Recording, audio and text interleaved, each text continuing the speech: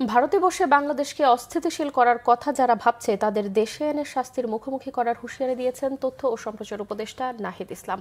এদিকে July August হত্যাকাণ্ডের বিচারকে অগ্রাধিকার এবং হতাহতদের পরিবারকে পুনর্বাসনের আশ্বাস দিয়েছেন প্রধান উপদেষ্টার প্রেস সচিব শফিকুল আলম। বিস্তারিত নাবিল জাহাঙ্গীরের রিপোর্টে। 5 আগস্ট শেখ হাসিনার সরকারের পতনের দিনেও নির্বিচারে ছাত্র জনতার ওপর গুলি চালায় পুলিশ। উত্তরার আজমপুরে গুলিতে আহত হয় 12 বছরের শিশু আরাফাত। 4 মাস চিকিৎসাধীন থাকার পর ঢাকার সিএমএইচ হাসপাতালে রবিবার মৃত্যু হয় তার। সোমবার বিকেলে কেন্দ্রীয় শহীদ মিনারে আরাফাতের নামাজে জানাজা অনুষ্ঠিত হয়। এ সময় জুলাই আগস্ট শহীদদের জন্য রাষ্ট্রীয় মর্যাদার দাবি জানান শহীদদের স্বজনরা। কারো যেন সন্তান এই দেশের ভিতরে এরকম গুলিবিদ্ধ যাতে না হয়, আর যারা এই দেশের জন্য গুলিবিদ্ধ হয়ে শহীদ হয়েছে প্রত্যেকের জন্য শহীদি মর্যাদা যেন যতদিন বাংলাদেশ থাকে সুষ্ঠু বাংলাদেশ এবং শহীদি মর্যাদার জন্য পায়। ছাত্র জনতার আন্দোলন দমনে বর্বরতার বিচারের পাশাপাশি হতাহতদের পরিবারের পুনর্বাসনের দাবিও উঠে আসে। এখনো দিল্লি থেকে ষড়যন্ত্র চলছে, আপনারা জানেন।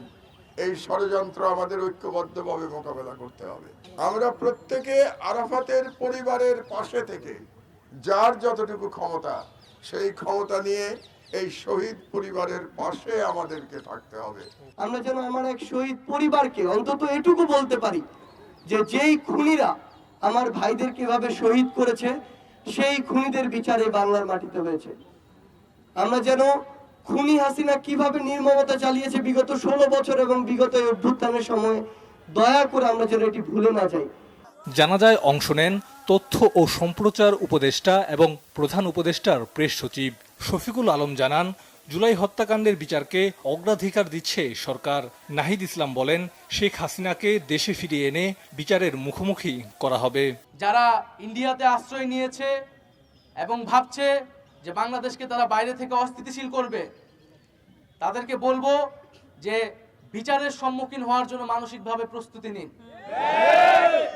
শেখ হাসিনা বাংলাদেশে আসবে কেবলমাত্র বিচারের মুখোমুখি হওয়ার জন্য, ফাঁসির কাস্টে ঝোলার জন্য। বাংলাদেশ যতদিন আছে, বাংলাদেশের যত রকমের গভর্নমেন্ট আছে, এইটা হবে আমাদের টপ প্রায়োরিটি। যেই আসুক এই প্রত্যেকটা খুনের বিচার হবে। 4 বছরের ছেলেকে মেরেছে, 12 বছরের আরাফাত মেরেছে, সে 5টার সময় ওইখানে আসছে, সেখানে গুলি করে পূর্ব থানার থেকে গুলি করে তাকে মেরে ফেলেছে। জানাজা শেষে শহীদ মিনার থেকে রাজু ভাস্কর্য পর্যন্ত মিছিল করে বৈষম্য বিরোধী ছাত্র আন্দোলন। নাবিল জাহাঙ্গীর, বাংলা ভিশন, ঢাকা।